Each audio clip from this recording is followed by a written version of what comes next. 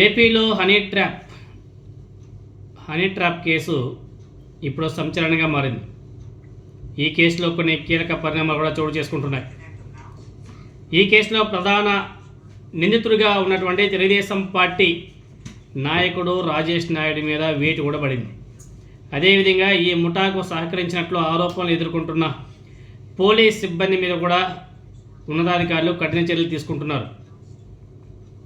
చెప్పాం కదా, రీసెంట్గా చెప్తున్నాను 2 days బ్యాక్, ఏపీలో పోలీసులు వాళ్ళ యొక్క డ్యూటీని మానేసి వాళ్ళు ఇష్టాన్ని రీతిన వాళ్ళ పర్సనల్ డ్యూటీలు ఎక్కువగా చేసుకుంటున్నారు. వీటి మీద కూటమి ప్రభుత్వం కూడా అంతగా ఇంట్రెస్ట్ చూపడం లేదు. ఎందుకంటే ఆ పోలీస్ అధికారులను నియమించుకుందంతా కూడా స్థానిక ఎమ్మెల్యేలే కాబట్టి, వాళ్ళకు అనుకూలంగా పనిచేస్తున్నారు కాబట్టి ప్రభుత్వం కూడా సీరియస్గా వాళ్ళ మీద యాక్షన్ తీసుకోవడం లేదు. లో కేటగిరీలో ఉన్నటువంటి పోలీస్ వ్యవస్థ మీద, పోలీసుల మీద కఠిన చర్యలు తీసుకోవచ్చమే కానీ పై అధికారుల మీద తీసుకునే ధైర్యం ఈ కూటమి ప్రభుత్వం చేయలేకుండా పోతుంది. అనంతపురం నగరంలోని 30వ డివిజన్ తెలుగుదేశం పార్టీ ఇన్ఛార్జిగా పనిచేస్తున్న రాజేష్ నాయుడిని పాపం తెలుగుదేశం పార్టీ అతి కష్టం మీద సస్పెండ్ చేసినట్టుగా తెలుస్తుంది. మహిళలను ఎరగా వేసి సంపన్న వ్యక్తులు అదేవిధంగా అమాయకులను వలలో వేసుకొని కోట్ల రూపాయలు వసూలు చేసినట్టు రాజేష్ నాయుడు మీద ఆరోపణలు కూడా గట్టిగా వినపడుతున్నాయి. అధికార పార్టీకి చెందినటువంటి రాజేష్ నాయుడికి పార్టీ నుండి అండదండలు కూడా ఎక్కువగా ఉన్నాయంట. అధికార పార్టీ అండ చూసుకొని ఆ నిందితుడు రాజేష్ నాయుడు తన రాజకీయ పరపతిని ఉపయోగించి ఈ అరాచకాలకు పాల్పడినట్లు పోలీసుల ప్రైమరీ ఇన్వెస్టిగేషన్లో తేలిందంట.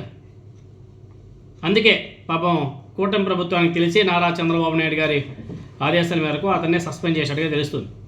తెలుగుదేశం పార్టీకి చెందిన వారు తెలుగుదేశం పార్టీ నేతలతో కలిసి ఉన్న ఫోటోలన్నీ కూడా సోషల్ మీడియాలో బీభత్సంగా వైరల్ అవుతున్నాయి. మీరందరూ కూడా చూడొచ్చు. సో తెలుగుదేశం పార్టీ ఎప్పుడు అధికారంలోకి వస్తే అప్పుడు ఏదో ఒకటి నడుస్తూనే ఉంటాయి ఇటువంటి వ్యవహారం. అప్పుడు విజయవాడలో కాల్మనే సెక్స్ రాకెట్, ఇప్పుడు హనీ ట్రాప్, బాబా కొత్త కొత్త పదాలు, కొత్త కొత్త వింత ఆచారాలన్నీ కూడా ఈ కూటమి ప్రభుత్వం అధికారంలోకి వచ్చిన తర్వాతనే నడుస్తూ ఉంటాయి. ఈ హనీ ట్రాప్ ముఠాతో సంబంధాలు ఉన్నాయన్న ఆరోపణల నేపథ్యంలో అనంతపురం ఎస్పీ జగదీష్ గారు పోలీస్ శాఖలో ప్రక్షాళన కూడా మొదలుపెట్టాడంట. చేతులు కాని తర్వాత ఆకులు పట్టుకుంటే ఏం లాభం? ఇప్పటికే 2 సీఐలను వీఆర్కి పంపించారంటే ఉన్నతాధికారులు తాజాగా ఈ ముఠాకు ప్రత్యక్షంగా సహకరించారంటే ఒక ఏఎస్ఐ అదేవిధంగా 5 కానిస్టేబుల్ను తక్షణమే వీఆర్కి బదిలీ చేస్తూ ఆదేశాలు కూడా జారీ చేశారంట. వీళ్ళంతా కూడా అనంతపురం రూరల్ ఇటుకపల్లి పోలీస్ స్టేషన్లో డ్యూటీలు చేస్తున్నారు.